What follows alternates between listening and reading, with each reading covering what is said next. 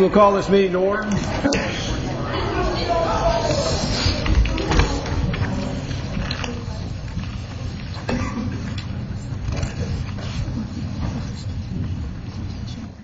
Is everybody here? Everybody that's coming.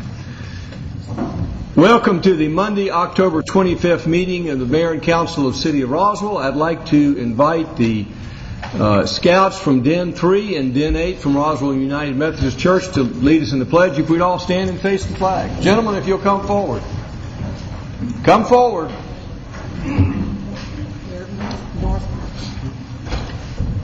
Oh, it's Northbrook. I'm sorry, it's my instructions are wrong here. Y'all told me that. Northbrook after this.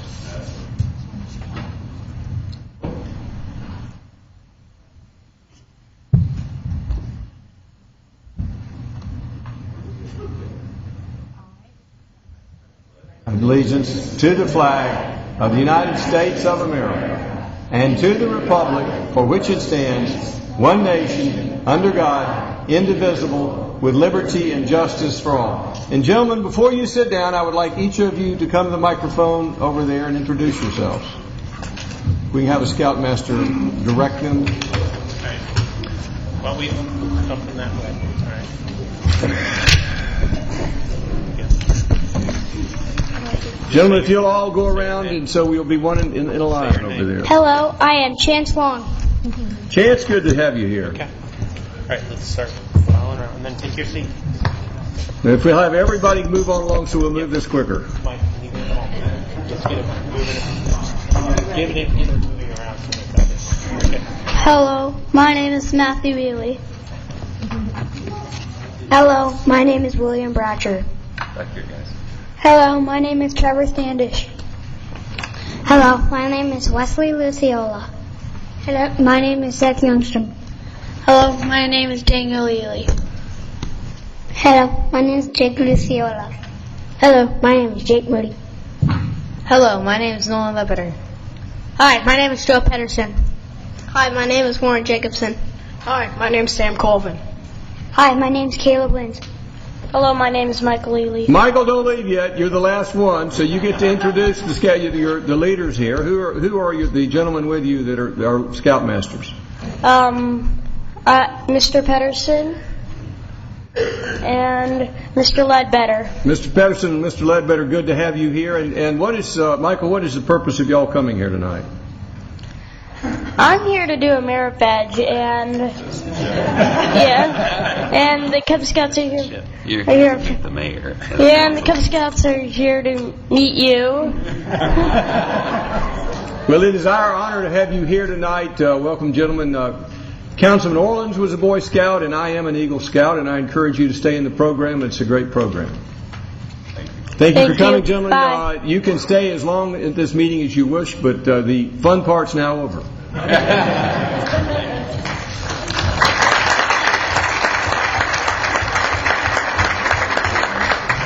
Do we have a motion to approve the consent agenda? Motion to approve. Motion by Councilmember Becky Wynn to approve the consent agenda. Do I have a second? Oh, I'm sorry. Councilmember Price. I just wanted to move to extract one item, please. And what item would that be? I don't know, I got so carried away with the Boy Scouts. Let me find it here. Is that the approval of the zoning minutes? Oh, it's the number one item. So that'd be, we're not voting on the September 27th council meeting minutes. We're voting on everything else. No, I'm sorry, the second portion of number one. We'll just take one out altogether. It'll be simpler on me. I'm a simple. Well, it's only the October 11th council brief minutes. Wait a minute. Mr. Davidson is telling us what can we not do, Mr. Davidson? The brief minutes are required by law to be approved at the next meeting of mayor and council. All right. Councilmember Price, I understand we really want to address the resolution and the wording of the resolution on the rezoning. Is that what we're addressing? Yeah, I didn't feel like those minutes should be, the motion was reported accurately. Mr. Davidson, we don't have to approve these minutes. What is our option here?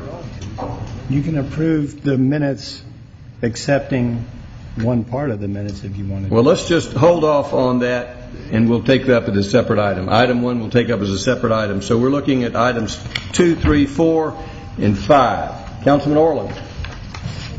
I was going to say we can still approve them tonight with an amendment to what's there as far as what Councilman Price is trying to communicate to be clarified in the final reading of the minutes. I understand, but at this time I'm going to pull that off the consent agenda. We'll have a discussion of that. We're going to be voting on items 2, 3, 4, and 5. Any other items the council have any questions about? Anyone in the audience have any questions about the consent agenda? All in favor of approving the consent agenda items 2, 3, 4? Yes, Councilman.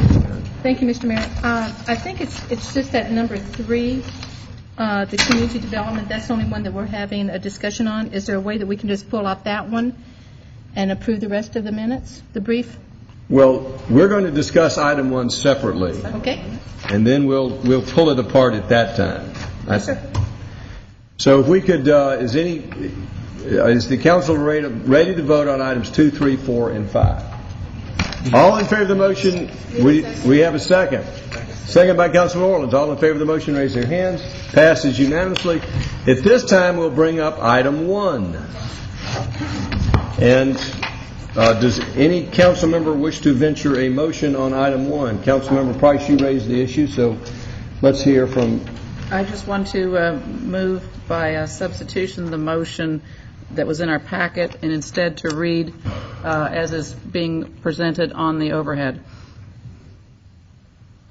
All right, well, I will turn to Mr. Davidson because he's questioned let's make sure that we can we revise this council brief Yes.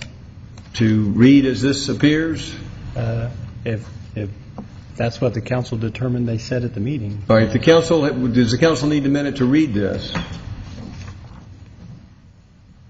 Councilmember Price, is that a motion to adopt it with that change? I'd like to move that we approve in substitution for what was in our packet what we see before us.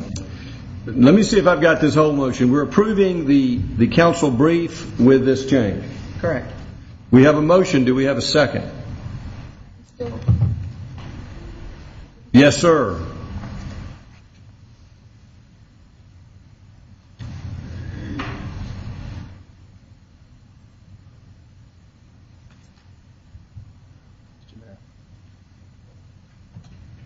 Councilman Orleans. I just want to clarify, I was not here at that meeting, so I will be not voting on this amendment. That's appropriate. Thank you for that clarification. Mr. Mayor, I wasn't either, so I will. Councilman Eigelhart and Councilman Orleans will be abstaining from the vote.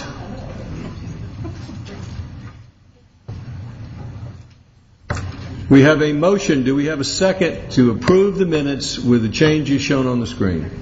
Second by Councilmember Diamond. Further discussion? All in favor of the motion, raise their hands. That's Councilmember Price, Wynn, DiPolito, and Diamond voting in favor, and Councilmembers Orleans and Eigelhart abstaining. So that is passed with those changes.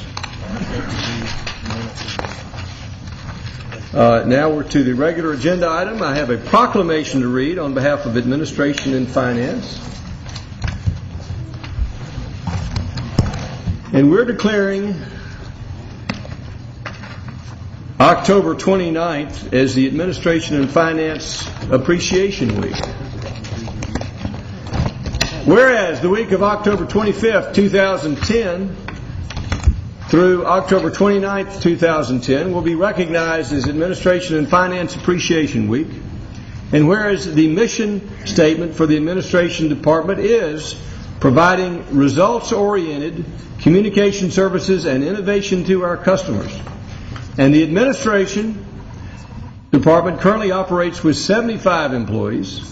And whereas the mission statement of the Finance Department, a branch of the Administration Department, is to provide excellent and accurate services to our customers, financial stewardship for the city resources, and professional services for the city departments. And they employ 25 employees. Now therefore I, Jerry Wood, Mayor of Roswell, do by proclaim the week of October 25th, 2010 through October 29th, 2010 is Administration and Finance Appreciation Week in the city of Roswell, and encourage all of our citizens to recognize the talents and dedications of our employees. And Kay, who is speaking? Is Mike Fisher speaking on behalf of these departments? It'd or be is Kay? both Michael Fisher and Julia Luke are the two department Well, heads. I would like to see Michael Fisher and Julia Luke at the microphone, and I would like them to explain for our Weeblos exactly what you do, because I'm not sure this really explained it. Well, in finance, Face our scouts. Okay, all right. My counsel doesn't need to know this. Just the scouts, okay.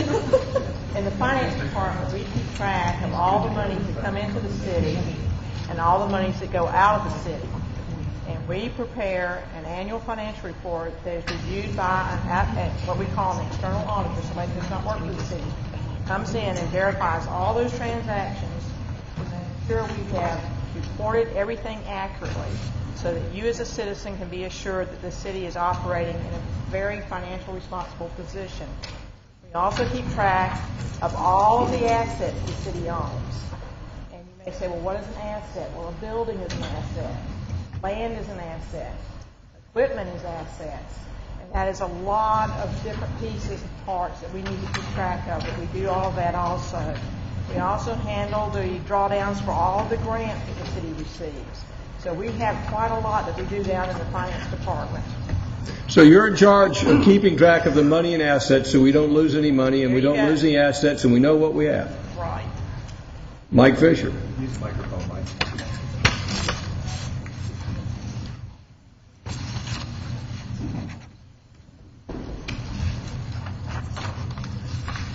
In the administration department, we're kind of the business end of things. We handle anything from legal issues, which you've heard from our city attorney, who is sitting up here at the podium today.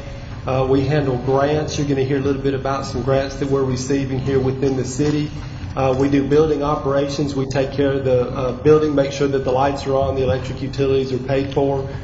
Community relations, where we do press releases, let the citizens know about information that's going on within the city. We have our city clerk, who helps do all the minutes and takes care of the operations of this meeting. And our city clerk is back in the back tonight. She's running all of the microphones and all that we do in here, and then takes care of all of the public records that we have. And we have other departments or divisions within the department where we take care of budgeting and just a lot of the business that goes on. We're kind of internal service, where we take care of the business that a lot of the other departments do, and then we handle that in the administration department that work through our mayor and city council.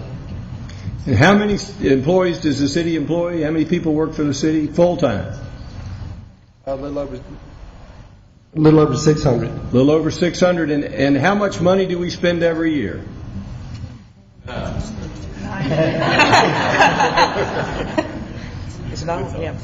I would say it depends on what our budget is adopted, but it's anywhere from $90 million to $100 million a year. And what is the value of the assets which we keep track of? That's a good question, Mayor. I need my annual financial report to look it up. It's in the hundreds of millions, though. It's over $200 million in assets which you're responsible for tracking. At least last time we looked. Right. Last time we kept track of it. Thank you. Let's have it. Are there any other folks with the administration finance department here? If you'd stand up, please. Let's have a hand for the administration finance department.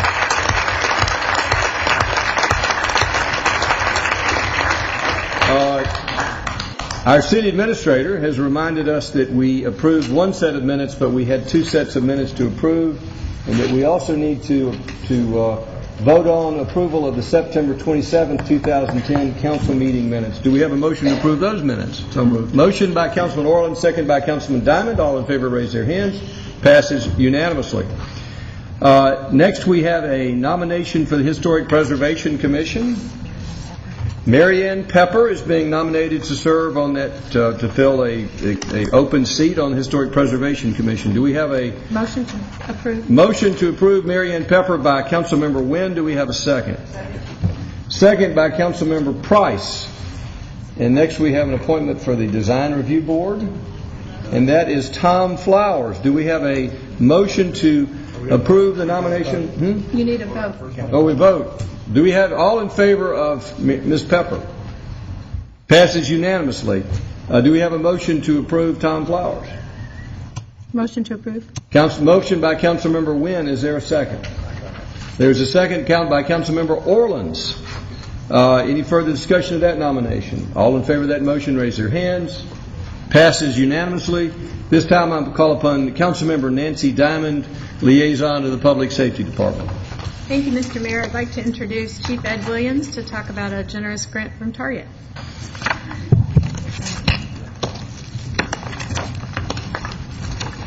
Thank you very much, and I have a couple of representatives here from Target also. What Target Corporation has done, this is our manager of the local store here, and would you guys mind introducing yourself, please, for me? I apologize. My name is Rick Freeze, and I'm one of the corporate investigators for Target. Good evening. My name is Brett Grady. I'm the store manager at the original Roswell Super Target. Thank you very much, guys. And they are, of course, a great corporation and a great supporter of Roswell.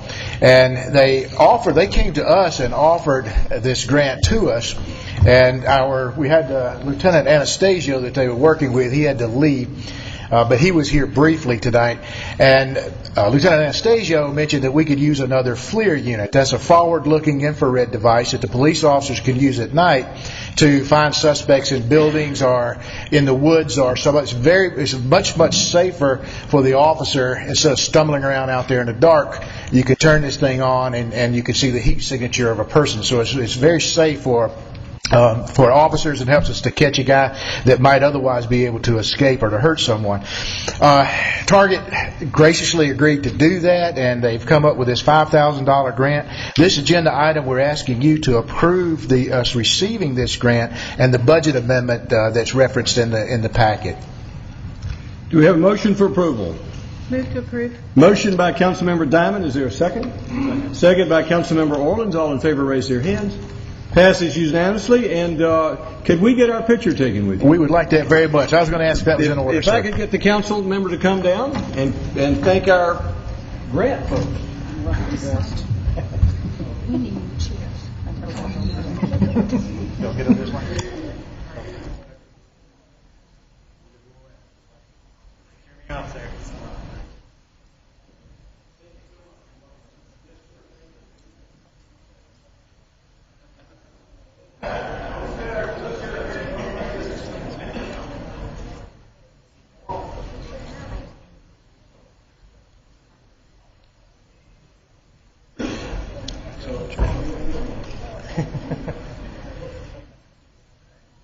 Everyone ready?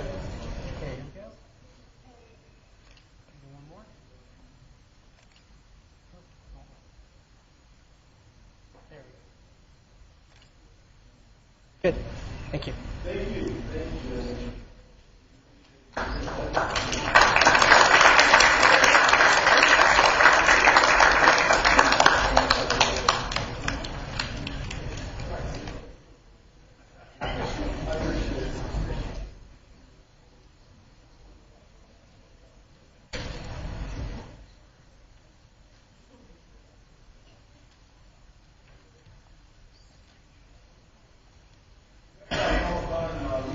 To the Environmental Public Works Department, Councilmember Becky Wynn. Thank you, Mr. Mayor.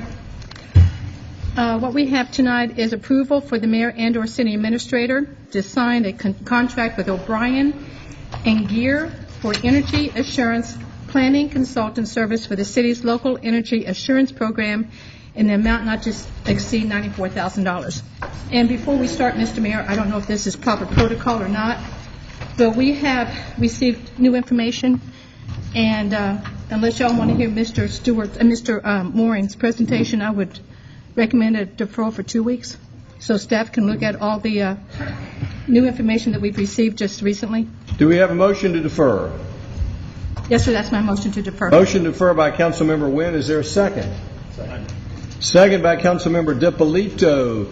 Is anyone in the audience wish to be heard on this matter? You'll have an opportunity to be heard when it comes back in What's the date it will return? For the next council meeting, sir? November 8th. November 8th it'll be returning. Does anyone here wish to be heard on this matter? Any further discussion by council? All in favor of the motion to defer to November 8th, raise their hands. Passes unanimously. This time I'll call upon Councilmember Rich DiPolito, liaison to the Transportation Department.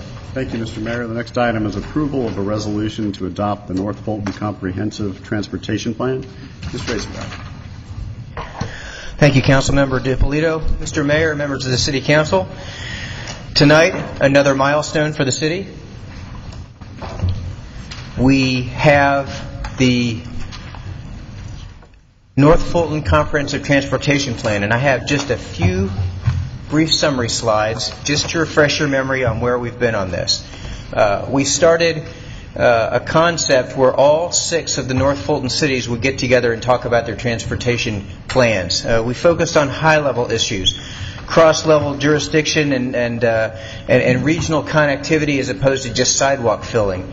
The major efforts, as pointed out here, we had an existing conditions assessment, we did the needs assessment, we did multiple public outreach meetings. It was a very collaborative effort. Roswell's participation, we provided a modest contribution. And Mr. Mayor, I know you're going to ask this question, so I'll just go ahead and answer it now. And that the total of this effort was $1.25 million, of which the City of Roswell's contribution was $67,191, which was a pro rata share based on our population at the time. So we made our financial contribution. Our transportation planning manager, Chris Chauvin, acted as our representative. We had stakeholders, including 2 of our city council members who were on that stakeholder committee meeting. The graphic just briefly shows you of all the projects that we considered. We used a number of filters, including the stakeholders, the charrettes, numerous meetings, to sort of boil down these projects and these solutions into a group of projects, as you recall, the Tier 1, 2, and 3 projects that we could all agree on. And we pointed it as a bucket, but what we really have is a published document, which is the North Fulton Comprehensive Transportation Plan. Where we are tonight is that it is the requirement of all the cities to adopt this. Several of our sister cities, Milton and Sandy Springs, have already adopted it. You can see that tonight we'll be joined, or this week we'll be joined by Johns Creek and Mountain Park, and then Alpharetta next week, which will complete our administrative portion of adopting this plan. And then we can all feel good that we all got together as 6 cities and discussed one of the hardest problems in our entire region, which is transportation, and came up with some very good solutions to solve our problems. And it was the first ARC-sponsored city-based comprehensive plan, and as a side benefit, all of the cities played very well together, and we are still on speaking terms, and so I think that's a testament to good cooperation. So tonight, ask for your approval of City of Roswell's portion to adopt this plan. For the audience, would you summarize the first set, it was the Tier 1, the top priority projects? Mayor, those were the Tier 1 projects will be the projects of large regional significance that the ARC is already considering in their funding schemes. The Tier 2 will be those ones that we can consider for funding under the new HB 277, and then Tier 3 are considered the longer-term projects. Well, what I'd like you to do at this point in time is, for the audience, identify the Tier 1 programs that are within the jurisdiction of the city limits of Roswell.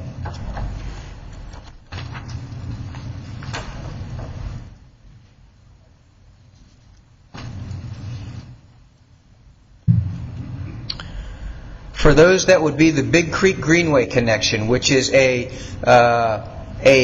bridge connection that the city of Roswell envisions to cross over 400 between exit 7 and exit 8. So it would be north of Holcomb Bridge Road and south of Mansell Road. It would be a bridge connection very much like what Alpharetta has just north of Mansell with the Encore Parkway Center Bridge Road. It would not have access to 400, but it would allow connectivity across the city. That is one.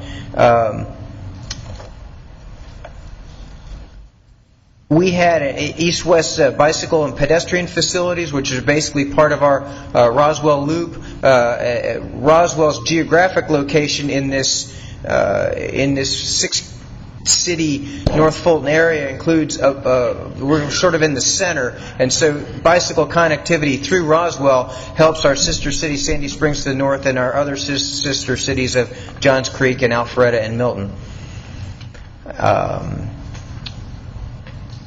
Those are the ones identified.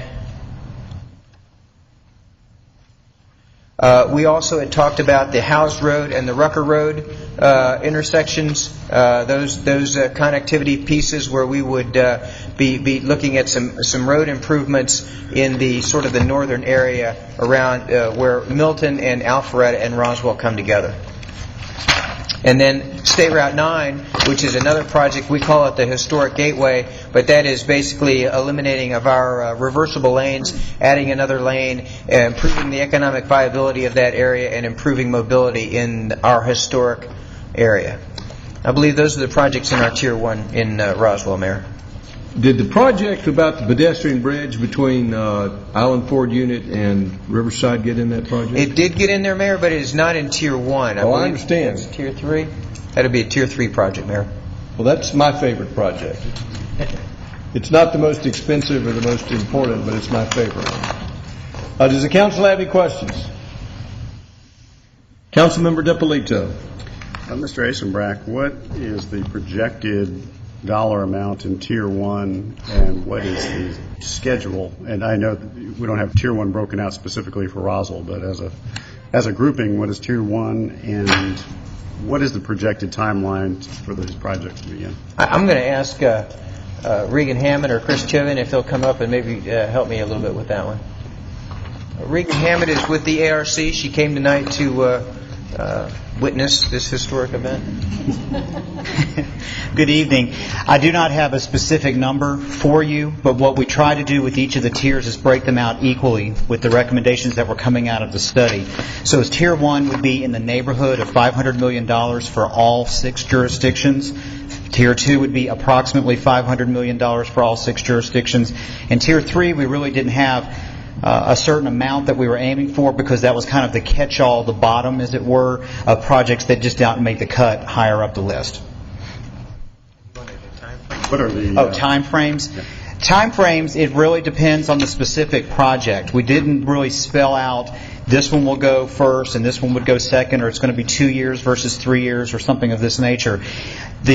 What this is trying to do is lay a foundation for these projects to come into the ARC's plan, and then if it's Tier 2, later plans, and staging them appropriately when financing is available, when there's sponsorship available, and when there's matching funds available. Well, that's a perfect segue for my next question. What about financing? How do we get these projects done? As Steve had said just a moment ago, the Tier 1 projects were really based on what we have historically, we as North Fulton County have gotten through the ARC, RTP, and TIP processes. So again, it's about $500 million roughly historically. The second tier projects were based off of conservative estimates of HB 277 to T-SPLOST and what that could possibly generate using the population and business forecast that we have in the North Fulton community. And again, Tier 3 is just that kind of catch-all, kind of clouded, just a kind of a catch-all number. We really didn't have a pocket of numbers that we worked with. We just kind of put everything together.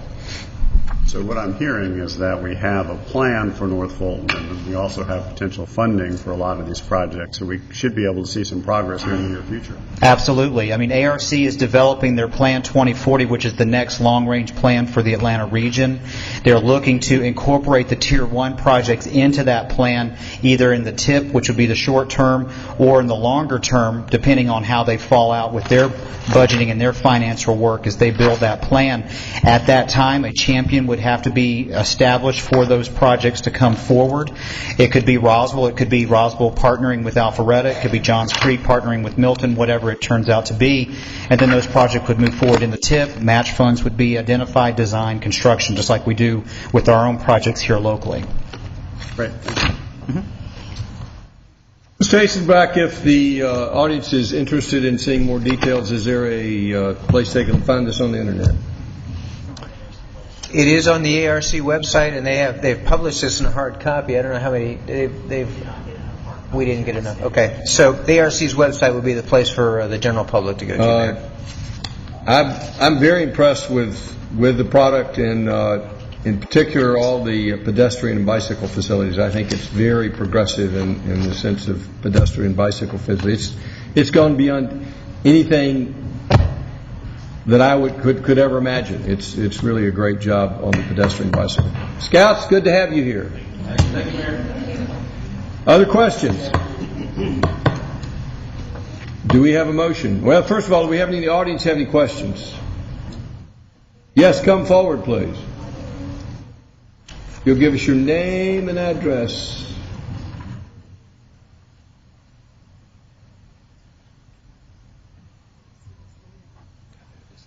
I'm Jamil Williams, 155 Spring Drive, and I've been assured that I needn't worry about this, but I was very alarmed when I just read the recent Review and News report of what's going on in Alpharetta, where they are looking for a 17-foot wide median with 8-foot sidewalks, which represents an increase of 23 feet of Highway 9. And I think this sets a bad precedent for coming downstream. I was extremely alarmed a year ago, and I formed the historic Roswell Community Association to notify people about what I had seen, that the artist rendering showed a 21-foot increase of South Atlanta. And we cannot sustain that, especially with regard to the flooding that we had last year. We very much need all of those old trees. Those are some of our oldest trees in Roswell. And if we lose those in the National Forest property, each tree represents hundreds of gallons of stormwater absorption. And if we take that away and replace it with impervious surface, that only exacerbates. And they say this was a 150-year flood, some said a 500-year flood. Who can bet on that? We may be another Austell and have loss of life in addition to homes. So I urge everyone not to let them even think about widening 23 feet, because then they'll just say, oh, well, then we'll have a bottleneck when we get to Roswell. And I think that the word increased capacity is the opiate of the masses. We need to increase capacity. And who would ever say, no, we don't need that? But a median doesn't increase capacity by even one car. So we'll be paying to cut down the trees, and then we'll be paying to keep these tiny trees on life support in the middle of the road. And I'm told, oh, that's okay, GDOT pays for it. Well, are we not all Georgians? This does come out of our pockets, and I don't think it's fiscally conservative or prudent. I think the right-of-way acquisition will be astronomical. I know that we, specifically in front of Zenergize, we will lose that very old tree. We will lose our parking lot. I don't know how Amalfi will stay in business. They already don't have enough parking. Every time I give directions, people use the Krispy Kreme. We'll have to lose the Krispy Kreme, the Wedding Angels. It'll encroach into the historic cemetery. So I beg everyone not to let this even get to the development stage where they're going to say, oh, well, gee, we've already done it.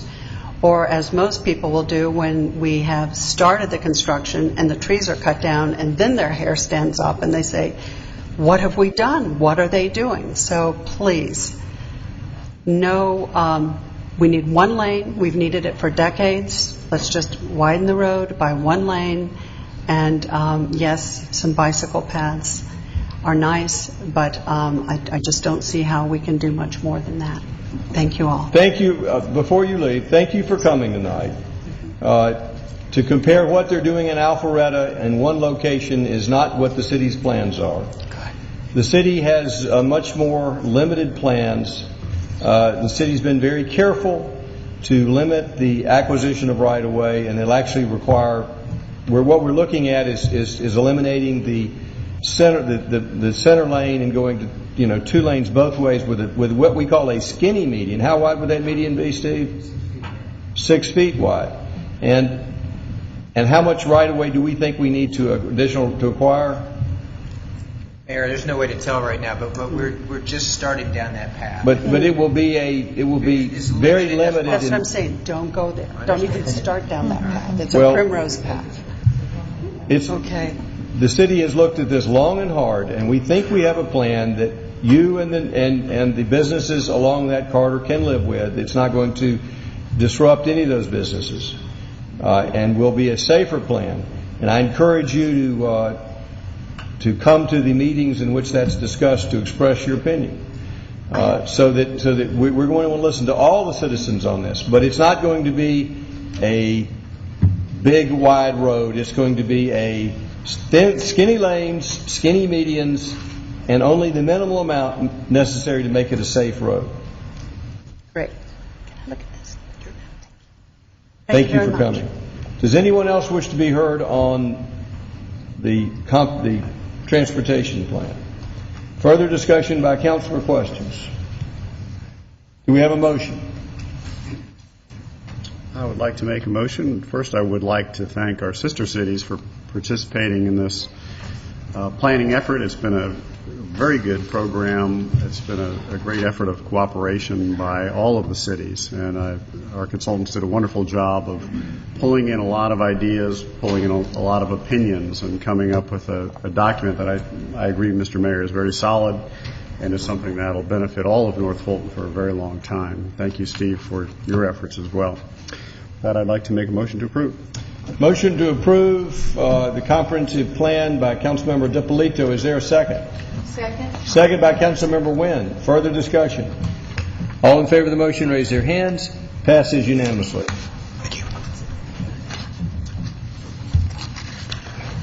Next on the agenda, I'll recognize Councilman Jerry Orleans, liaison to the Administration and Finance Department, who we recognize tonight for their excellent service. Thank you, Mayor. One item we have on the agenda tonight is approval of some budget amendment.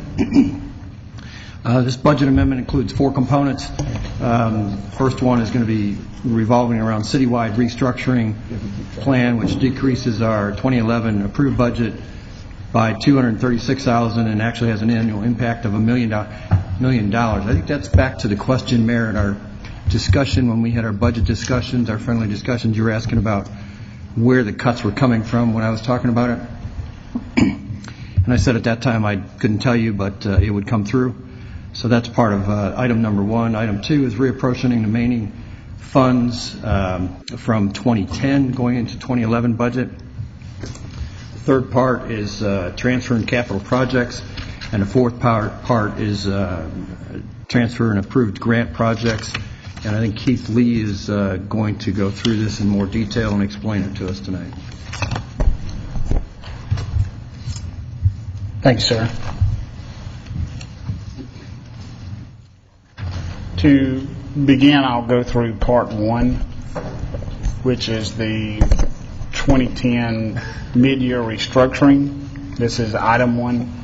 In this particular case, we are reducing the overall budget by $236,162. It's a net reduction of 11 positions and an annualized savings of $1,001,539. The general fund reduction is $186,702, and the water fund reduction is $49,460. So that would be item 1 that you have in your packet for the total of $236,162 reduction.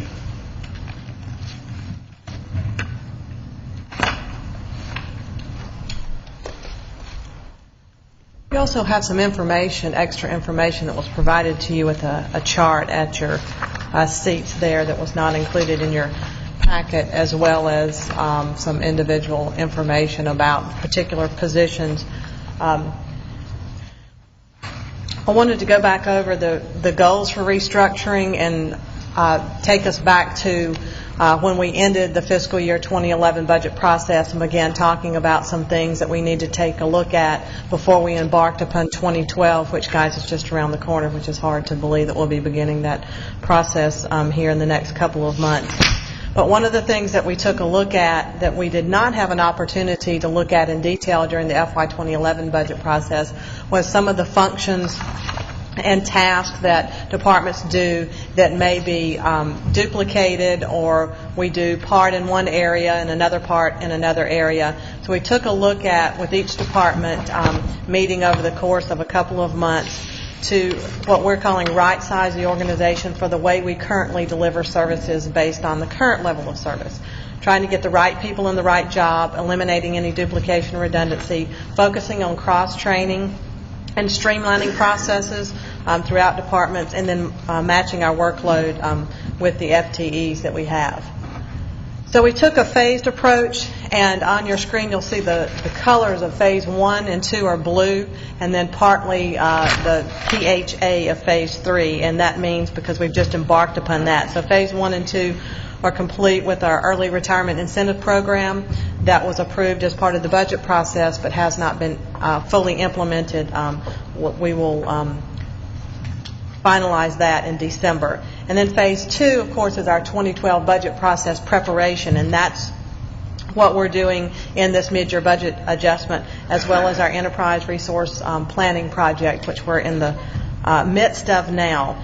Our Phase 4 is certainly tweaking the changes that we will be making from Phases 1 through 3. And then finally, once we have right-sized our workforce through what we've already done from the staff level, as well as what direction that you give us through the 2012 budget process, we'll make some policy decisions, I'm certain, at that time to maintain our current level of services or reduce them should you so desire. We may have to look at additional revenue sources, and at some point after we've turned over every rock, we may have to look at tax increase in the future, some combination thereof. So that's kind of how we got to where we are tonight. I'm prepared to go through each department's restructuring. If you'd like that detail, you have seen it before. We went over it in closure, and you have also seen it emailed to you. So it's pretty lengthy, so I'd like to poll you right now. Would you like the summary, Keith, to give the summary, or do you want me to go over each one through every department? Let's start with the summary, and Okay. if there are further questions, then we'll follow up with further questions. So for this, let's give the summary, and then we'll open it up for further questions. Okay. On your screen now you see the restructuring summary of what we've done so far. And in the early retirement, we had 23 participants, and we eliminated 10 positions. That's about a 30% participation rate. There were 76 people who were eligible for that program, and we had the 23 who participated. And then Phase 2 is our 2012 budget prep, we're calling it, and that's part of this mid-year budget adjustment. And we have a net reduction of 11 positions and a $1 million savings on an annual basis. The amount that's in front of you tonight is approximately $236,000. That's the impact to the current budget. We're asking you to approve a reduction of the current budget for salaries and benefits to accommodate this net reduction. And then next year in the 2012 process, it will have an annual impact of salaries and benefits of a little over $1 million. And then in Phase 3 with the ERP, we do anticipate the opportunity for some additional positions to be combined and or eliminated, but it's too early now to tell you what those might look like. So it would be the tail end of the 2012 or 2013 budget process. Kind of our next steps, we talked about this a little bit in closure, and tonight we're in the middle of the mid-year budget adjustment this is a part of, and then once you approve in whatever fashion you make an approval, then we will implement that restructuring plan. Here's the summary by department of the positions. You have a detailed listing in front of you of what's an add position or an elimination. In some departments we did eliminate some positions and add others to better represent the task or functions that that department is responsible for. In administration, it's the next to the last column on the right that has proposed changes. That's the net reduction. And right now what you're looking at is general fund only. I mentioned a net of 11 because there is one position that is in the water fund that you'll see in just a minute. But in administration, that's a reduction of 4 positions. In community development, 2, finance 1, police 1, rec and parks 1, and transportation 1. There's a notation in administration that is not included in this for. It actually happened in the 2011 budget process, and we didn't do anything with the people. We just transferred their funding source, and that is included in that 63 in the 2011 column. The 4 is actual reduction of positions. Here is the additional one position. It is the water fund. Down at the bottom of that slide, you can see the percentage change. It's about a 1.79% reduction. Does anyone need any detail regarding just positions a question, by department? just for clarification. Yes, now, sir. we eliminated 11 positions as far as the early retirement program. No, sir. Not as far as the early retirement program. The early retirement program had 10 that were eliminated. Eliminated 10, and then through this, and so the number, the net of 11 would be, if that's not in addition to the 10 that we... In the general fund, we had 20 positions eliminated and 9 added for a net of 11. All right, so looking back on it, we had, I'm looking at the total number. We reduced 10 employees by not replacing those positions in the early retirement. Correct. And so, in addition to that, we've had another net of 1. In net, yes, sir. Mm-hmm. So, through that and through readjustment moving around, we've, from the budget that we passed in July. Correct.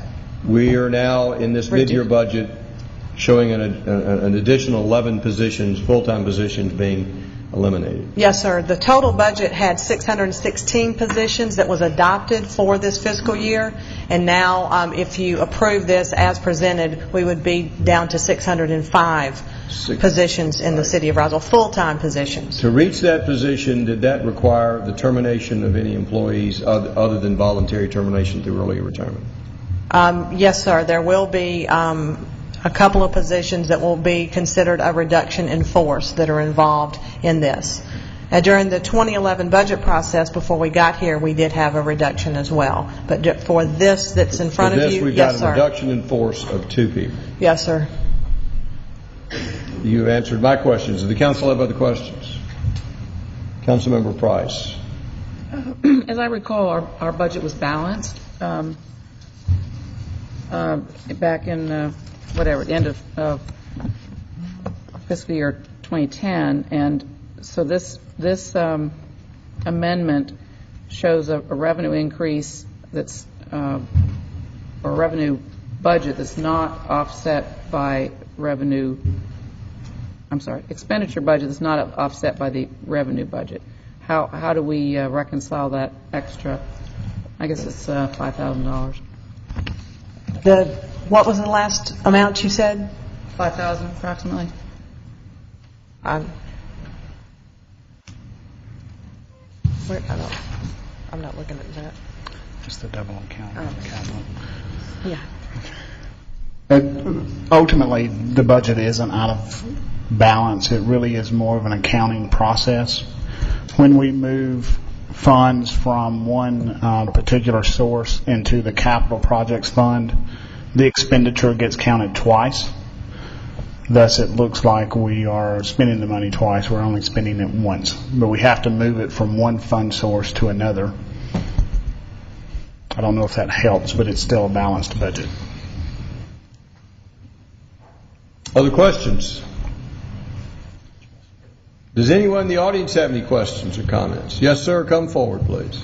If you'll give us your name and address. How come we approve revenues less than expenditures in the balanced budget?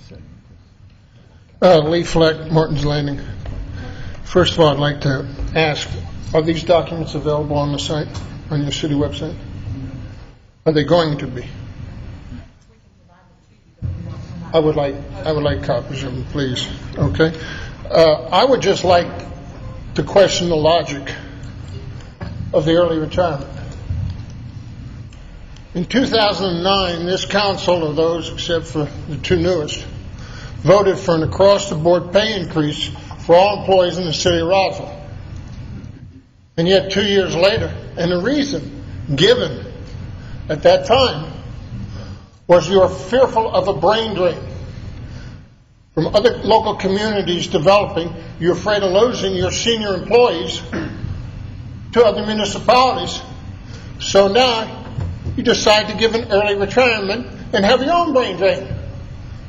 Somebody please explain the logic here instead of laying off your least senior employees as you should have done when you came up with your budget in the first place. Anyone jump up and answer that question. Mrs. Love, could you explain the justification for the early retirement and how that city saved the city money? The early retirement program, the main reason that we implemented it was taking a look at succession management and taking a look at people who had reached the criteria for retirement or would reach the criteria for retirement in the next couple of years. However, they did not have a way to, or we did not provide a way to bridge the gap for health insurance, which is the main reason that folks will stay on past the time that they would normally be able to retire. There are some people who choose to continue to work past that. We took a look at what those numbers might look at. We took a look at our priority of right-sizing the city's workforce with some of the tasks that we would be consolidating and eliminating with the implementation of the ERP project, and decided that it would benefit us to go ahead and offer a one-time early retirement program looking at the types of positions that we would replace, and ones that we would eliminate. And some of those positions, the ones that we do fill, some of them will be brought in at a lower salary than what we were paying for the incumbent at the time that they will be retiring. Mr. Fleck, do you have any other questions? Yeah, that sounds all good and well, but it still doesn't make any sense long term. Okay. What's the average length of service of those that took early retirement? Do we have that answer available? Ballpark? Your HR manager is left, right? Your police chief is leaving, right? I don't know how many other department heads. I don't know what the average. But it's probably significant, right? Yes, for the majority of them it is. I rest my case. Thank you. Does anyone else have any questions or comments?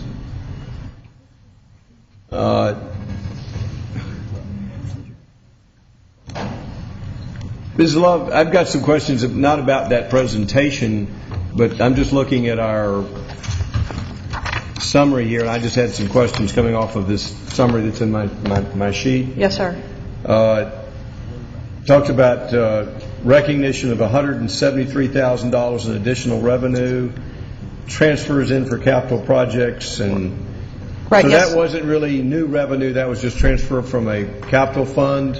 Right. Keith has that information to go over. That was the next item. So this was just item one. Yes, sir. I was just speaking to item one. So okay. Well, I will hold my question until he completes his presentation. I apologize. No, sir. I think he'll have those answers. I was just waiting to see if there were other questions on restructuring, and then I was going to let him go to items 2, 3, 4.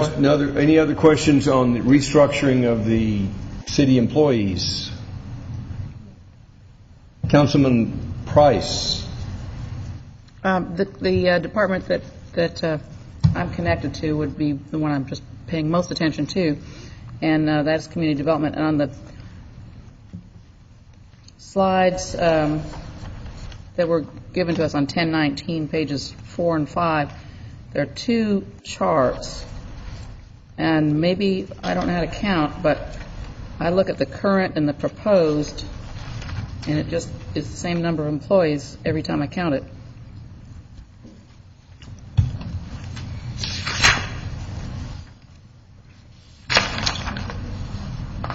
So you're saying you're not seeing any reduction in force or reduction in number of employees in community development? Because the current one also shows sort of categories of area, whereas there's 38 in the current organization that's on the fourth page, and there are 36 on the proposed organization chart. Are some of them part-time then? I shouldn't be counting them as equivalents?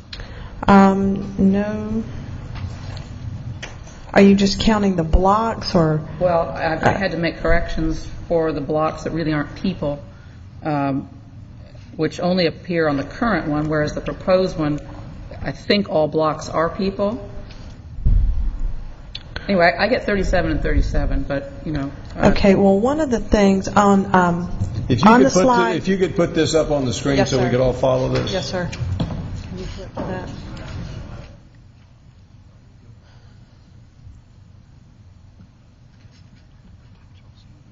Yeah. So that chart Go shows to the 38 full-time Yeah, go employees, to and the this chart proposed. shows 36. All right, on the CDBG coordinator that's in blue, that is not one that's being proposed to be added now. As we've spoken before, we anticipate taking that program in-house from Fulton County. That would be a position added at another time. It's not in the list of proposed additions tonight. Okay. And then on the previous one?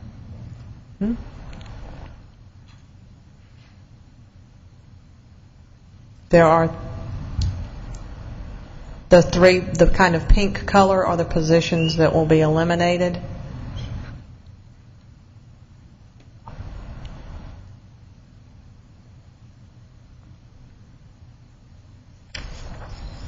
One of them is a participant in the early retirement program, the soil and erosion control officer. The other one was a vacancy that has occurred since the adoption of the 2011 budget. The other reduction is part of restructuring.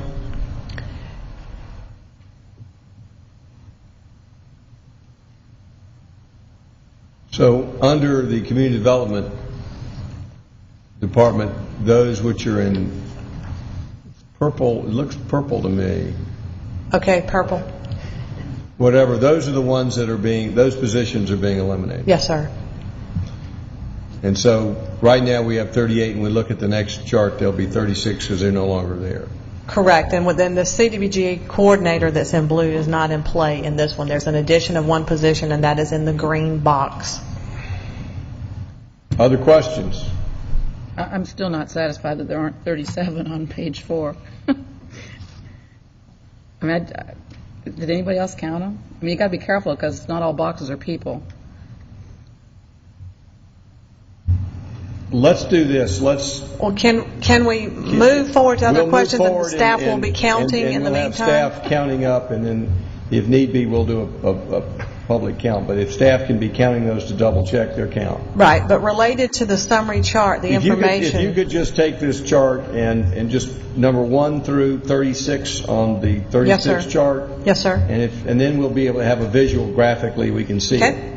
We can just 1 through 36, and if we have a block that doesn't have a number, we'll know something's up. Okay. All right. All right, we'll do that. And so who's doing that for you? I'm going to sit down in a moment, Okay. and then while Keith is doing 2, 3, Keith, and 4, you may I'm going to be proceed. counting. Now, are there other questions on restructuring, sir? Other questions on restructuring? Councilmember Price, any other questions?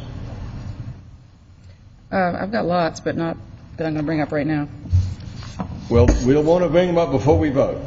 So, Keith, if you'll proceed.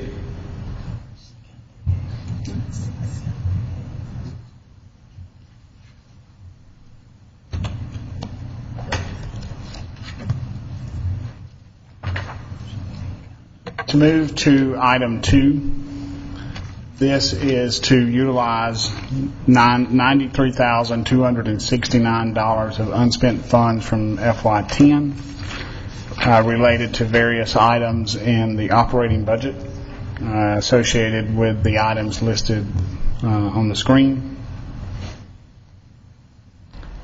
For item 3, this is where the double accounting gets into play.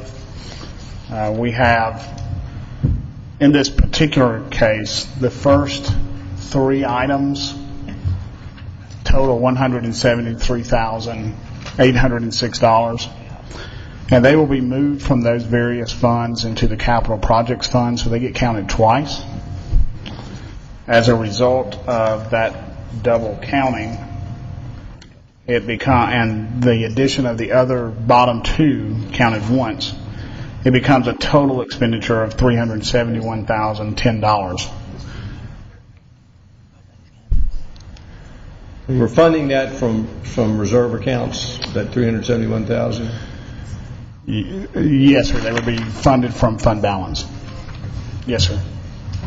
And those are capital projects. And then for item 4, these are primarily related to grants. It's So these are grants that came in after we approved the budget, and we're recognizing these grants and the receipt and the expenditure. Yes, sir, we are. There's one that is a contract with Sandy Springs that was approved after the approval of the budget, the $50,000 for the pedestrian bridge across the Chattahoochee. So that's why the expenditures are actually less than the revenues, because we've already recognized the full expenditure of that project. So that comes to $1,850,000 in revenue, $1,800,000 in expenditures. And in regards to the first item, the $400,000 for the HPP funds, we'll need to approve a resolution tonight for those funds. That $400,000 in funds we're receiving it from the federal government. That's correct, yes, sir. The majority of the $1.8 million is coming from the federal government, and then we're $50,000 from the city of Sandy Springs. And we appreciated Sandy Springs. Yes, sir. Does the council have questions? Does the council need more time before we entertain a motion? Do we have a motion? I move for approval of the budget amendment 1585-10-25-10 to increase the FY11 revenue budget by $2,023,806 and increase the FY11 expenditure budget by $2,028,117 as outlined tonight. Motion by Councilman Orleans to approve the staff recommended budget changes. Do we have a second? Second by Councilmember Eigelhart, and we'll return to Councilmember Price's questions before we go further, or any other questions or comments by council. Councilmember Eigelhart.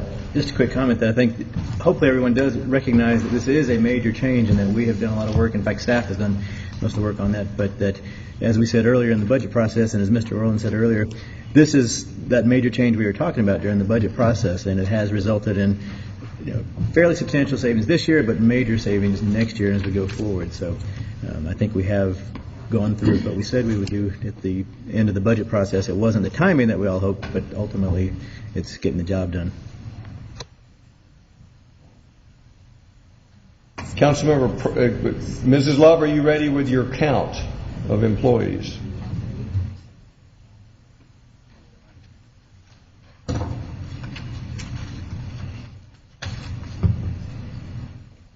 It is 37, you're right, Councilmember Price. We have 38 FTEs. I just don't know who we may have a position that there may be 2 people with the same title name, but we have 38 FTEs. So we just don't have something represented correctly on there.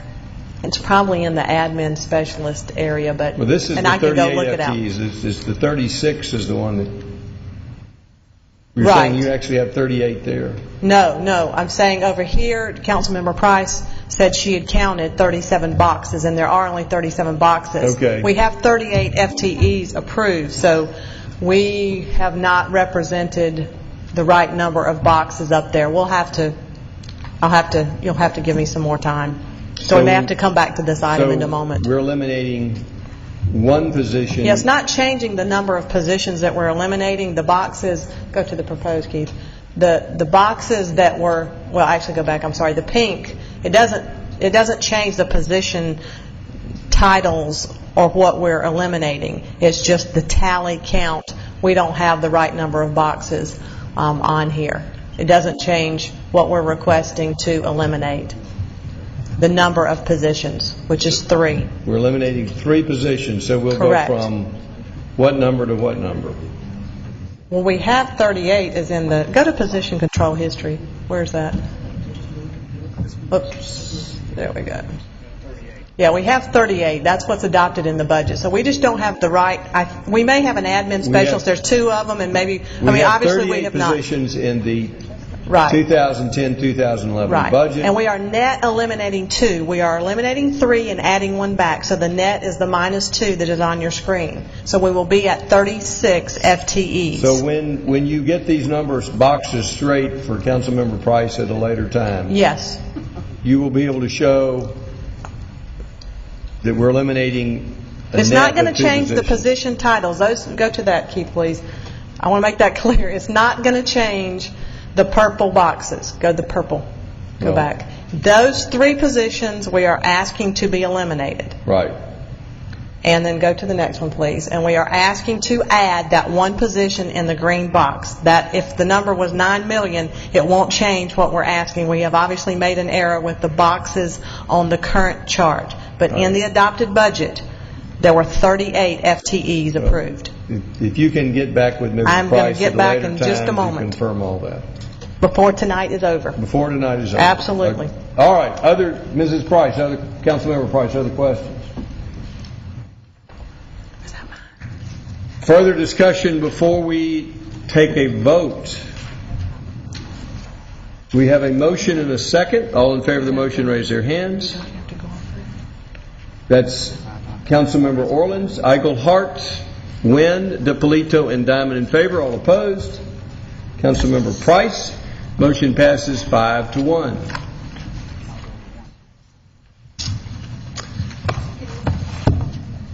And next we're ready for the report from our city attorney. Thank you, Mayor. The first item on my agenda is approval of a resolution to purchase property at 15 Oxbow Road. The city, as you know, approved last Wednesday purchasing or moving forward with attempting to purchase the property at 15 Oxbow Road and possibly exchanging .88 acres with the current property owner at Oxbow Road. We have come to ask for permission to go through with the closing, and the fair market price would be $700,000 plus the .88 acres currently owned by the city. And as described in the resolution attached here too, if anybody has any questions, I'll be happy to try to answer them. Now, how are we funding this acquisition? Where's the money coming from? CDBG block grant is going to pay for... That's Santa Claus, right? Okay. It's going to pay for approximately $500,000 of the purchase, and the remaining funds will come from the general funds. And if we do not approve this resolution, what happens to the $500,000? It goes away quickly. Which means we lose that grant. We will lose that grant.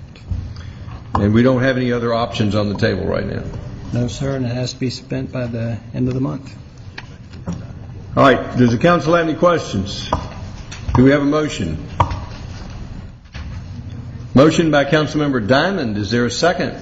Second by Councilmember DiPolito. Does anyone in the audience have any questions? Any further discussion by council? All in favor of the motion, raise their hands.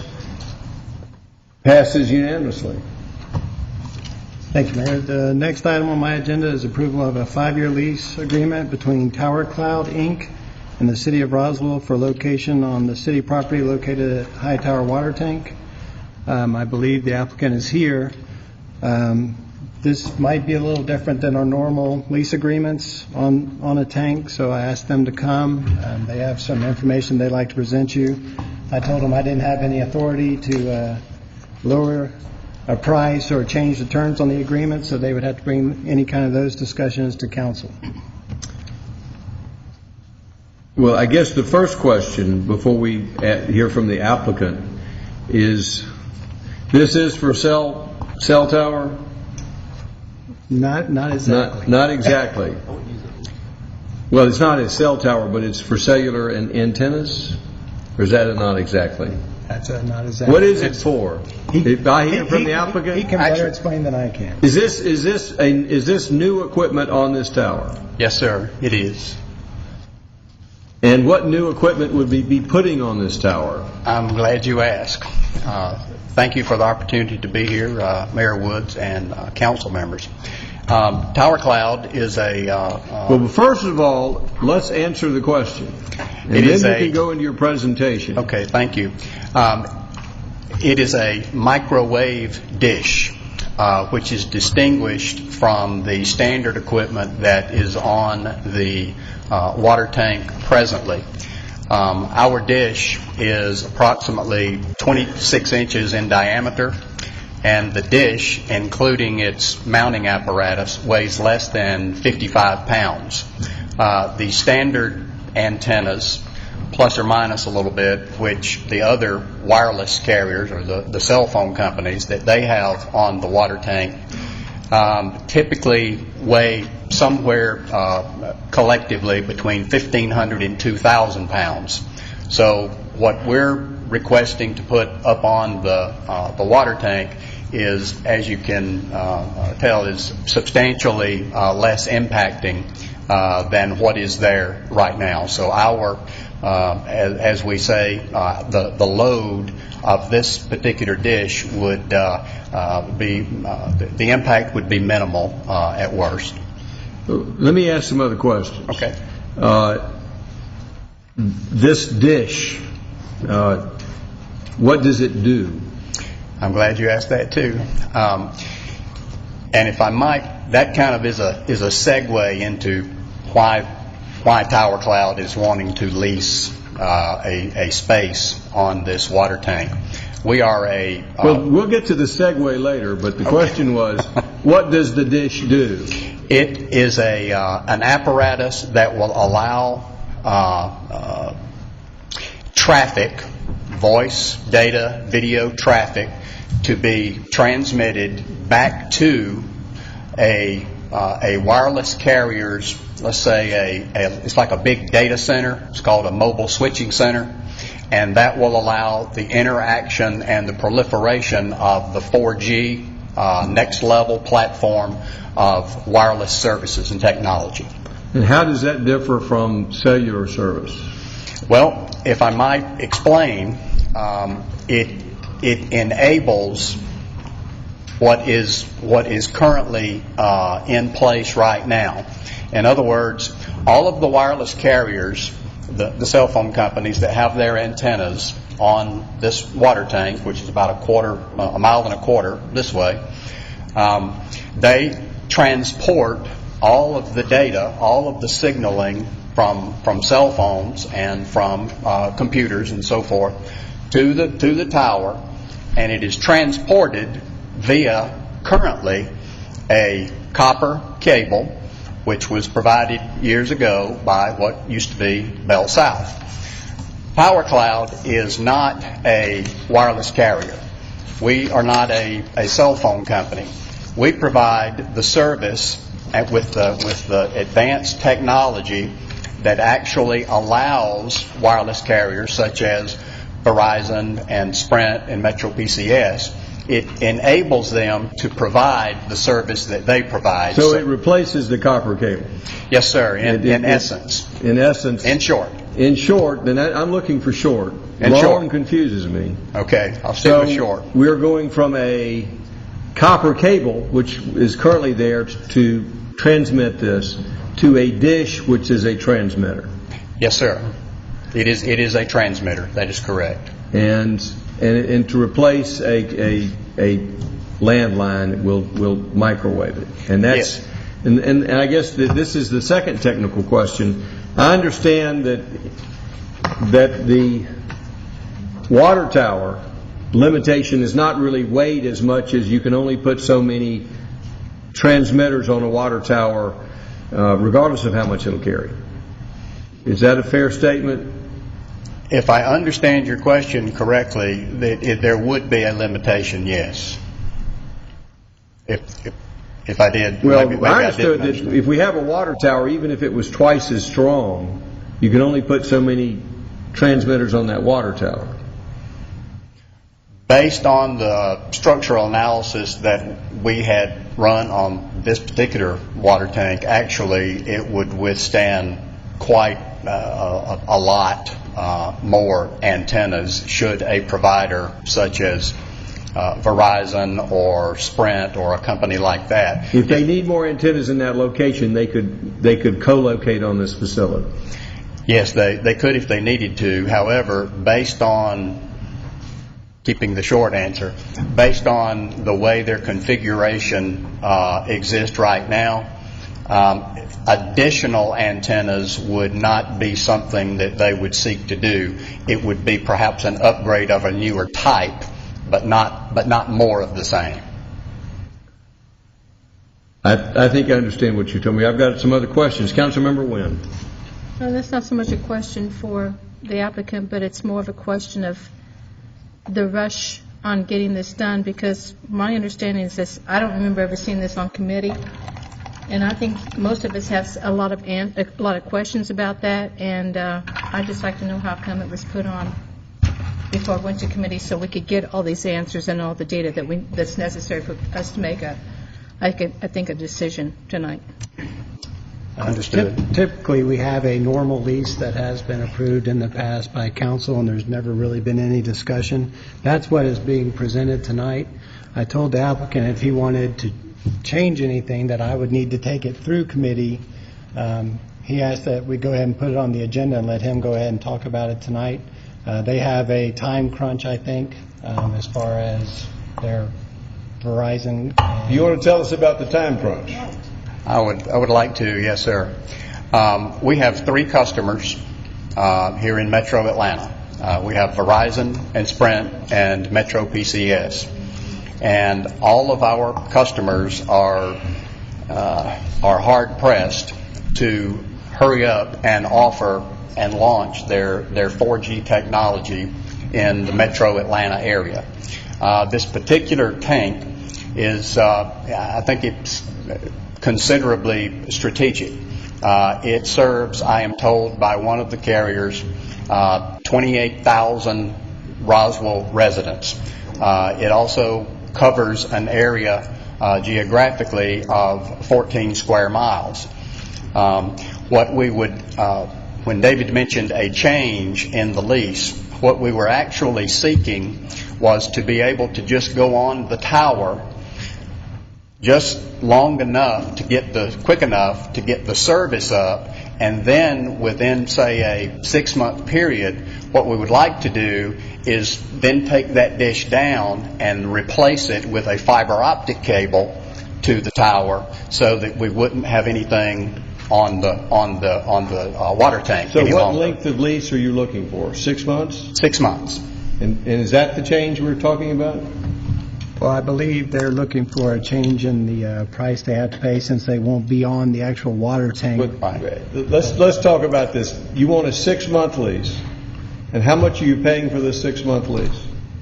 We wanted to pay $1,000 a month for the 6-month lease. $6,000 is what you're offering. Yes, sir. And what would it be normally for 6 months, Mr. Davidson, if we leased it for 6 months? It's $2,500 a month.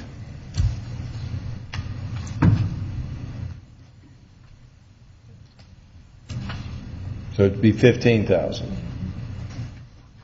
And I guess what the council is telling me is that we've got 2 options here. We can defer this and bring it up committee, and you might get that break, or you can accept it at 6 months for $15,000 or $6,000. Or maybe you'll get a better deal if you want to buy some more time. But I don't think council is going to make a decision tonight.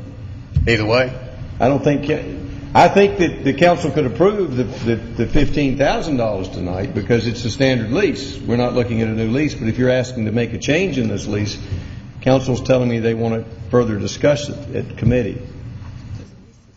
Councilman Orleans. So, David, you opened up by said this is a different contract. So those are the 2 things that are different. The time of the lease is only being 6 months, and the price that they want to pay. Is that what I understand? And after the 6 months, they would just have a small cabinet on the site and not be on the water tank anymore, yes. But they would still be using the facilities in the site then? Yes. So that would be a new contract after the 6 months then to come back? We could write it into the contract. This one. That, two things that I'm hearing is, one, you just described how central this tower is, and usually economy of scale mean the more important, the more you pay for it. Secondly, you were talking about weight of the other antennas, and I don't think we ever considered how much they weighed to go on a tower. It was more of a, again, going back to the process of business of the services available and what the price in the market will carry. So I guess you kind of gave your own argument there that it's a strategic spot, so I don't see why we would reduce our leasing cost. I mean, I'd be happy to vote on tonight at that level, but that's my take on it. The reason we were seeking a reduction was simply because we take up so much less space on the actual water tank itself, not just on the water tank, but on the ground. The standard equipment shelter, again, it does vary, but it's typically about a 10 by 20 building. Our space is actually it's a small cabinet, and it fits inside of a 4 foot by 4 foot space that we would be leasing for the ground space. I understand what you're saying. I'm just saying that those weren't part of the considerations we had before of how big their location on a tower was, or how big their location on the ground floor was. It was more of kind of the scale that it's an important spot. You want to use it, and going rate for it would be such and such. I do understand. Was I also understanding that if that there could be an agreement tonight for $2,500 a month for 6 months? I understood that's what Councilman Orleans was suggesting, and then we could renegotiate it after 6 months. Okay, and if we no longer required the space up on the water tank, and then if we're, as a part of the revised agreement, if we're allowed to bring in a fiber optic cable to where the only thing we would be leasing then would be the 4 by 4 space. You'll have 6 months to negotiate that, and you move forward is the big difference. I think we can make a decision tonight with a 6 month lease. Okay. But to make more modifications, I think council wants to hear more in committee and have more input from staff. And I'm optimistic we can negotiate a new form of lease within that 6 month period, but I'm not optimistic you can renegotiate a new lease tonight. I understand, and thank you. I might want to also introduce the vice president of our company, Tower Cloud, and he, George Townsend, and George may be able to speak to if we can move forward with the $2,500. That would be beneficial. Thank you.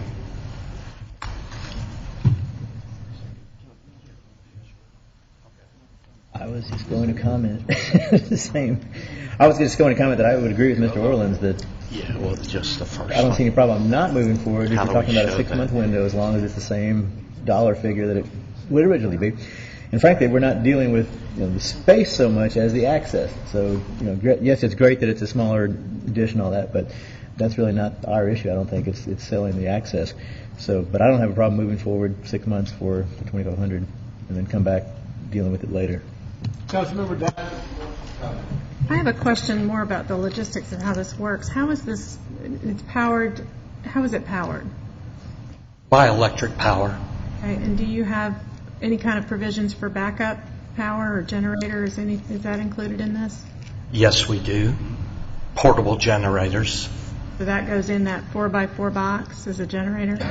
Yeah, they have an automatic switch where we could bring a portable generator inside and hook that up. But it's not living there? It's not living there. Okay. And what powers the portable generator? What powers your portable generators? Propane. Okay. Thank you. If I could address some of the comments earlier, maybe I can help clarify a few things. Tim has put up an example. I think you can see our little 26-inch dish at the top up there. But compared to the other wireless carriers that put up and serve tens of thousands of citizens in your community, what we really do is just service the wireless carrier with a technology that's called backhaul. And as the mayor adequately pointed out, what we're really doing is just replacing the copper wire that today Bell has there and serves for zero. And to your point a minute ago, sir, is the wireless carriers are, selling wireless services to all of us, so they're making their $50 to $100 per customer. We have 3 customers. We only service the wireless carriers. So our approximate revenue on this particular site to service Verizon, Sprint, and Metro is $2,000 a month. And because of the minimal impact is why we think we should be subject to the reduced rental fee. Very well, maybe. I think what this council is saying, we want to do a little more due diligence before we make that decision. And I think you've got 2 choices tonight. You can expedite this thing and pay more, or you can give us a little more time for due diligence, and we will consider your argument. And I respect what you're saying. What I think we really came here to ask for tonight, and thanks for David for allowing us to come and present this, because our customers have this 4G service that they very much would like to bring to the public right away here in the 4th quarter. We're a little bit behind in our build plan, so we're seeking to go on your tower for 6 months on a short-term basis with your approval to then bring the fiber optics in and lease the 4x4 ground space. We can do that under the $2,500 a month. We would be willing to concede to that, but we wanted to share our business case of why it doesn't make as much sense. I encourage you to come back and at a committee meeting when you're ready and staff's ready to make its recommendations to present the longer-term lease, following up on the 6 months. And I think we can work something out. I just know this council is very deliberative. I have been subjected to that same deliberative process myself many times, and they may not make a quick decision, but they always make the right decision for the citizens. So if you're fine with $2,500 a month for 6 months, that will give us plenty of time to do our due diligence and to look at the issues and to hear out your case, and this council is fair. We would agree to that, sir. So I don't think we're asking for deferral. I think at this time they're asking for approval for 6 months under the standard lease. Councilman Orleans. I'll move for approval of a 6-month lease agreement between Tower Cloud, Inc. and the City of Roswell for location upon city property, the High Tower water tank. We have a motion. Do we have a second? For what amount of money, sir? For the $2,500 a month. Assuming that's what's in the contract, David, right? Our standard contract? Yes, sir. $2,500 a month? Yes. So you're saying 6 months at $2,500 per month? That's Correct. your motion? Correct. We have a second by Councilman Eichelhardt. Councilmember DiPolito. Thank you, Mr. Mayor. I just wanted to clarify the motion that we're talking about the lease agreement that was prepared by the city attorney. The only exception is we're changing the dollar amount. No, we're not changing the dollar amount. We're changing the term. I misspoke. We're changing the term to 6 months. Correct. Everything else stays the same. Correct. Thank you. We have a motion and a second. Does anyone in the audience have any questions and comments other than our applicant? Any further discussion by council? Yes. Do we have a hand up? Yes, sir. Come forward.